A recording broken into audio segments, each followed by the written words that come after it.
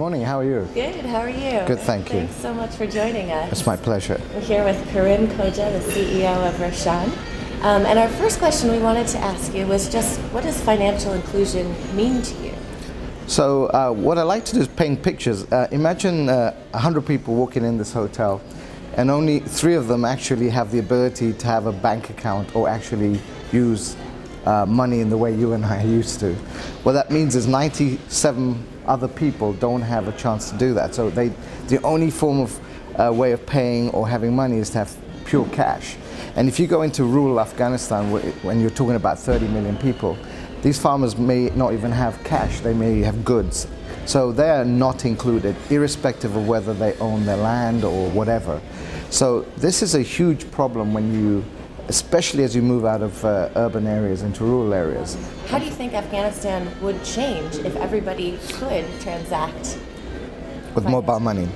So I'm actually taking you back 10 years. 10 years ago, there was only about 3% penetration of mobile phones. People couldn't talk, and so they had to walk 700 kilometers and used to pay $12 a minute to make a phone call. And then Roshan came and cellular telephony came. And what that has done is it's transformed the nation. And I think that transformation, where today 55% of Afghans have access to phones anywhere in the country, 85% live in covered areas where the providers are. This puts us in the 50th out of the 230 countries in the world for penetration. So can you imagine now today if you could do that, have that same revolution in mobile money, where people could have the ability to send and receive money or pay or have savings. What we have seen in Afghanistan is, when I first went there, there was no number for GDP. So nobody published a number for GDP, and now it's about $300 to $400. I think that'd be a tripling or quadrupling of that number if people could have financial inclusion, because you could really start to see business and communities flourish. And I'll give you some examples later on of how that can work. Well, I'm wondering if you could perhaps share a story of someone that you've met that gained access to financial services through the mobile phone.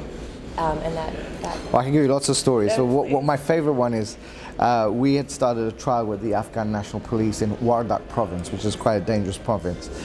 And we send them, the first 250 officers, we registered them and we send them their salary the first month. And they came into my office and they banged on the doors and wanted to see me, and very upset. So there were these 250, literally 250 police officers standing there saying, you didn't pay us, we got robbed, we didn't get our money. So I asked my product managers, what's happening? And they said, no, we sent them money. So we went to their phones and looked at their phones, and guess what? There was a text message and their money was there. But none of them could read or write. So we realized one big thing about being in a different culture in a different country: don't assume anything. So we realized that we had to change the product, so that next month we would telephone them and say to them, your money's in your phone. And we also changed our product to accept IVR, so they could do the transaction by voice and using phone in and speak their answers. So the next month I had 250 police officers banging at my door, and I'm like, oh my God, not again, I'm going to be killed. And they all walked in, and each one of them kissed me on both cheeks and said to me, sir, you gave us a 50% increase in our salary. And I'm like, what the hell?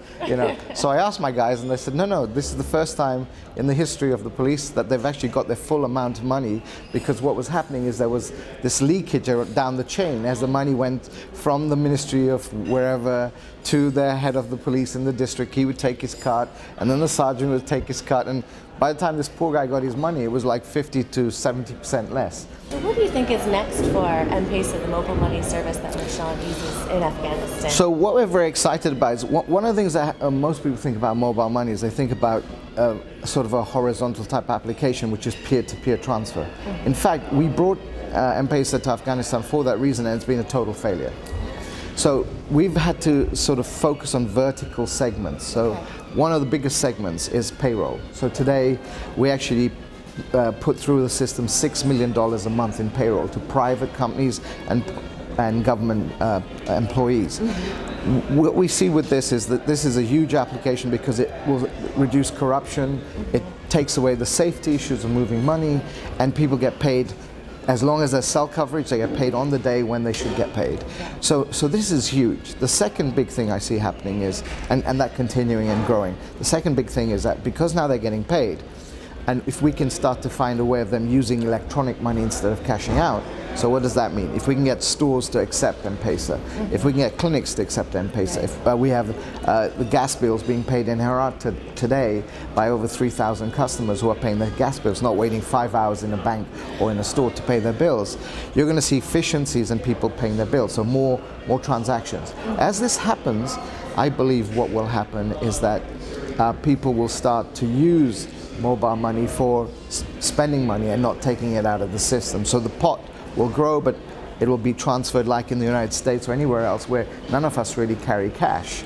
We use electronic money. So that's what I see as being exciting. But more important than that, because now they will have electronic money and they trust putting money in the telephone in Afghanistan, not in the bank but in the phone, we can create programs like micro savings. So today we're actually talking to Berkeley, here at Berkeley, and we're coming up with a product which is like a 401k product where our staff will be able to save so much money per month, very small amount, which we will match as an employer, and then we'll put that into an account for them, and it'll be, they'll be able to build on that saving. So in the future, if they want to send their kids to school or buy health insurance, or somebody's ill and they need that money, or they want to get married, they can use that money. So we're very excited about that, because we see that as a first step to the next step, which is then going to insurance companies and saying, can you provide micro insurance for whether it be health or education?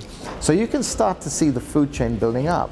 And this is addressing those people that need it most. Those are the people that really need the services that will make transformational changes in their lives and their children's lives. I think that's really important.